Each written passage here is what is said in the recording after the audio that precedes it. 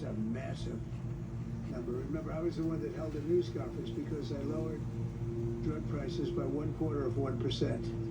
I think it was 1/8 of 1%, but it was the only one in 28 years that brought drug prices down for the year. But it was a very small number. Now we're talking about, you're going to see one over 1,000%. Look at these numbers. So, and this has a big impact, even on the discussion that we'll have with Chuck Schumer, who was here yesterday, along with a very nice gentleman who I didn't really know. You know who I'm talking about. The two of them came and we had a good discussion, and we're going to see what happens. We're going to see what happens, but this has a huge impact on that because these numbers are going to bring Medicaid. We talk about Obamacare. Obamacare is a failure. Obamacare is not good. It's not.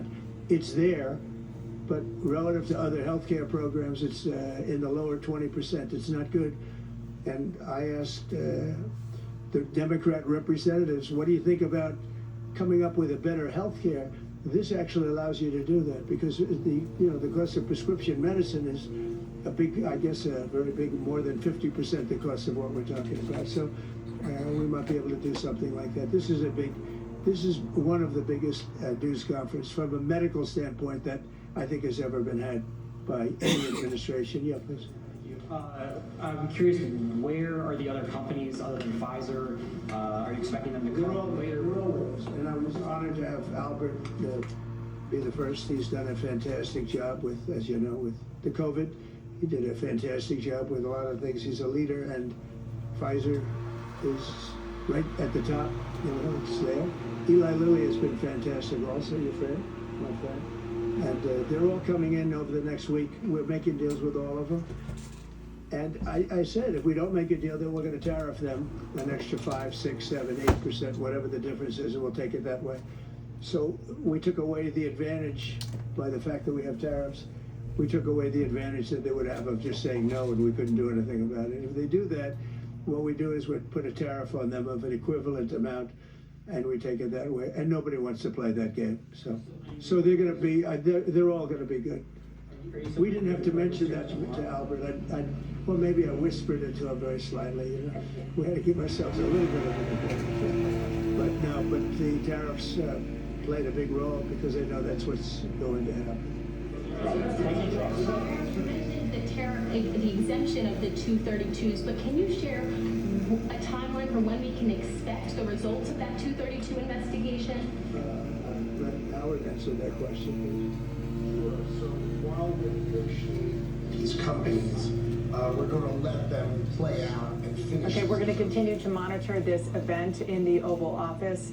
As we do, Kristen, let's just get our viewers up to speed on this announcement that the president is making. So he made it alongside the CEO of Pfizer, and there are two things happening here. One is that this is part of the Most Favored Nation initiative that he tried to start in his first term, came back to his second term. This is to lower prescription drug costs. So there's Pfizer here agreeing to lower the price of some of their more popular drugs.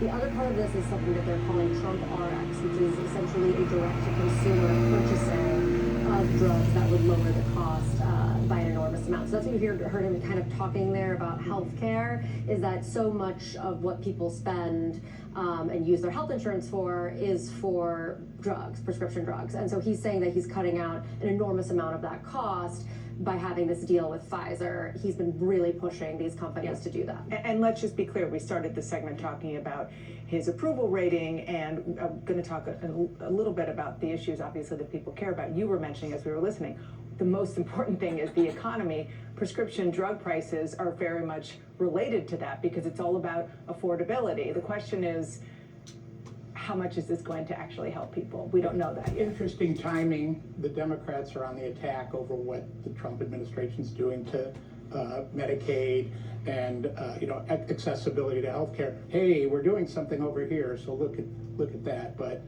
we have to see how this actually works. And right? by the way, I think we have the website, if we can put it up.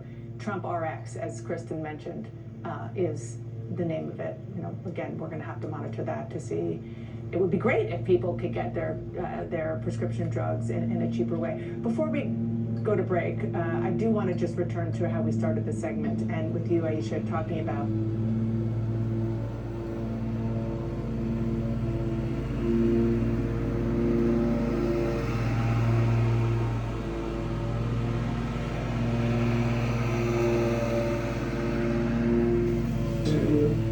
I really appreciate your question, because I did. I cut the price of insulin down to $35. And the problem is with many of these things, in this case it's going to be pretty quick, but oftentimes you'll do something medically because of the process, and it won't be seen for 2 or 3 years. That happened also with I could say 4 different things, but just if you talk about insulin, so it was 200, 300, 500, and you couldn't get it, and I got it down to 35. And I said, I hope I win the next election, because otherwise whoever wins is going to take credit for it. Well, what happened is we did win the election. We did great. But unfortunately, it didn't work out that way from a practical standpoint. And Biden, when I saw him get up and take credit for the $35 and even less insulin, that was 1,000% lower than what it was just previous. Boy, I tell you, I didn't like it. I didn't like it. So I did the best I could to let him know we did it, because we want to be given credit. But we are the ones that got insulin down to that number. And you're right, they tried to take credit for it. They had nothing to do. In fact, they didn't even know what happened. All of a sudden, the insulin price kicked in at $35. And they asked Biden about it. He had no idea what the hell they were talking about. But after they explained, and they didn't really explain to him because he was not capable really of understanding it. But when they went out and talked about it, they acted like it was a great feat, but it had nothing to do with him. And it continues, and we'll get it down even further. But insulin was, people weren't taking it, I would imagine. They couldn't take it. God bless you, Bobby. I hope I didn't catch COVID just there. Don't you have Paxlovid? What is it? Paxlovid. He's got Paxlovid. Give me a Paxlovid immediately. While Nancy Pelosi is ignoring what you're doing for the American people, she's going after your administration for cutting taxpayer-funded healthcare for illegal aliens. Last night, Nancy Pelosi, she went on NBC last night, dropped a bunch of F-bombs, told Republicans to go F themselves. Has she lost her mind? We have done an unbelievable job medically. Just this, if you did nothing else, we've done a lot like the insulin, but just this, nobody can ever catch this. This is the biggest price reduction times, maybe 10 times, 15 times that has ever been given before. And this is going to have a huge impact. You know, as I said, Obamacare is not a good thing. It's been bad. And I'd like to make it better. I told them, I spoke to a lot of people, a lot of Democrats recently. I said, why don't we change it? We can make Obamacare much better. We could come up with a new system that would be much better, less expensive for the people and better.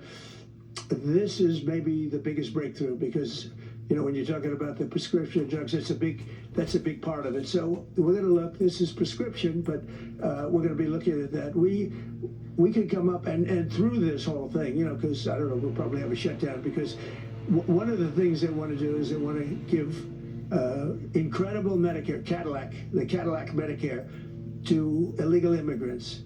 And what that does is it keeps them coming into our country, and like they do in California. And no country can afford that. No country. And we have the border stopped up. We have it closed. We have nobody for 4 months. Zero people came in. That wasn't me. That's by the authorities, who happen to be liberally oriented. But just think of that. We have people offering health care to people all over the world that they can't afford to pay. And that's the Democrats. And what that does is it brings people into the country because they want to come in for the health care. But no country can afford it, and they can't afford it. So we cannot allow them to charge tremendous amounts of money for health care for people that aren't even citizens. And in many cases, they come in from prisons, jails, and mental institutions. And we can't let that happen. So we have a big fight over that. We have a fight over open borders. They still want open borders. We're having a fight over men and women's sports, if you believe it. You would have thought they would have learned. That's not a good issue.